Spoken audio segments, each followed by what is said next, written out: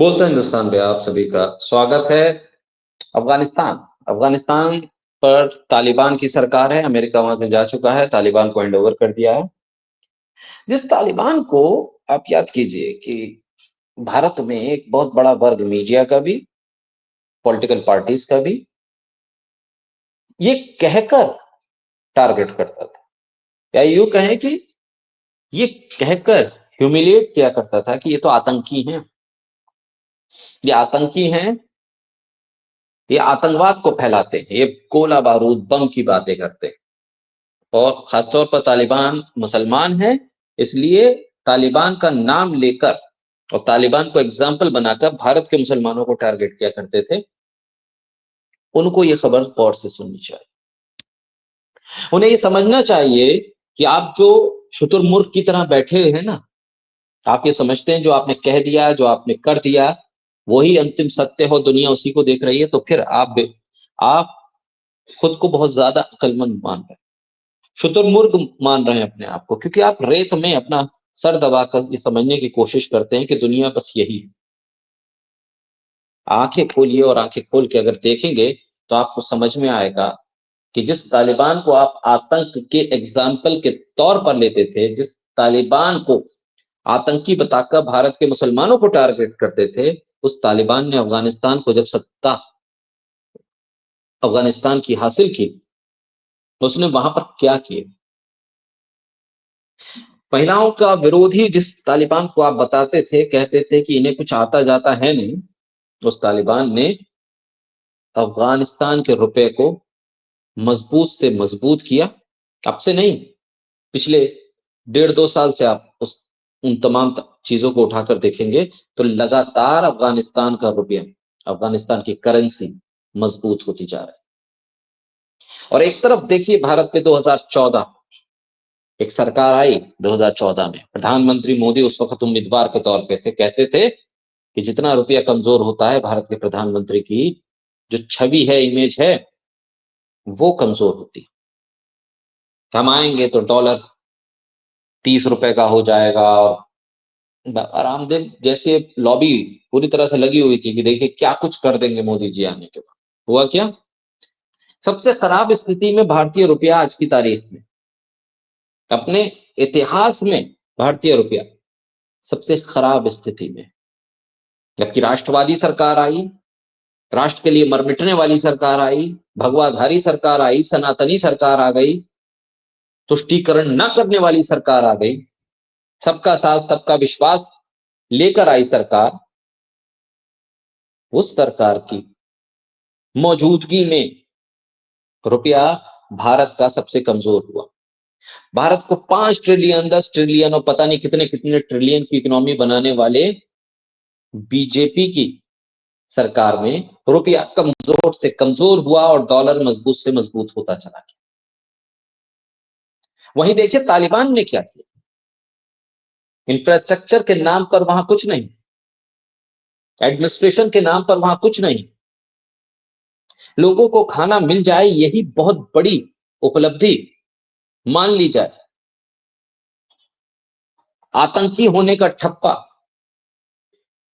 America जैसे super power से सालों साल जंग, और फिर तालिबान जब सत्ता में आया तो उसने अपनी करेंसी को कैसे मजबूत किया कि डॉलर तो छोड़िए, भारतीय रुपये से भी आगे अफगानी मुद्रा, अफगानी करेंसी निकल गई।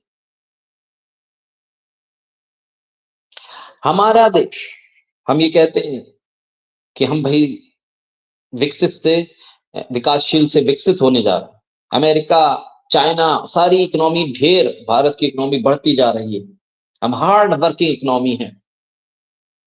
वित्त मंत्री निर्मला सीतारमन हो या फिर प्रधानमंत्री के भाषण जो अर्थव्यवस्था पे दिए गए हैं, सुनिए पिछले 10 सालों के भाषण। ख्वाब ऐसे ऐसे सजाए गए, ऐसे ऐसे दिन में तारे दिखाए गए कि उस तक पहुंच पाना नामुमकिन। लेकिन फिर भी लोगों ने कहा कि मोदी है तो मुमकिन है, कह दिया तो भाई होगा। और आज की तारीख में रुपया सबसे कमजोर हालत में, कोई सवाल नहीं।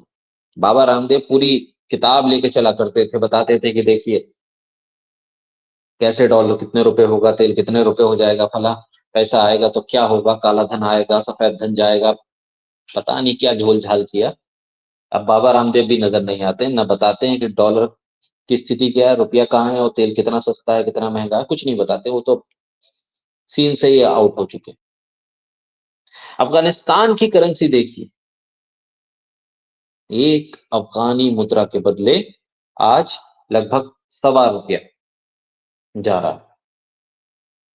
₹1.26 या ₹1.24 एक अफगानी मुद्रा की करेंसी की कीमत हो गई, थोड़ा बहुत ऊपर नीचे।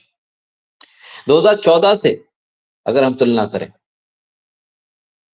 मैं आपको थोड़ा सा बताऊं तो अफगानिस्तान की करेंसी जितनी मजबूत हुई है, उतनी और कहीं की और किसी देश की करेंसी मजबूत नहीं हो पाई, खासतौर पे इस सब कॉन्टिनेंट में रहने वाले लोग।